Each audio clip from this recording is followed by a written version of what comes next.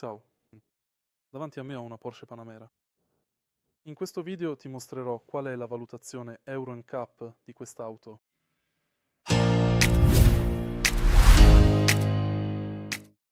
Il modello del 2016 non ha una valutazione Euro NCAP ampiamente riconosciuta per questa generazione.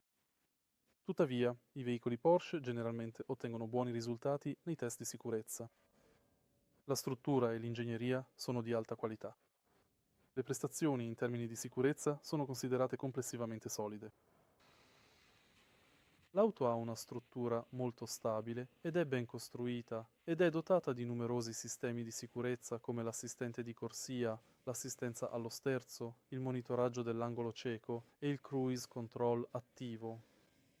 Se trovi utile questo video lascia un like, un commento e iscriviti al canale.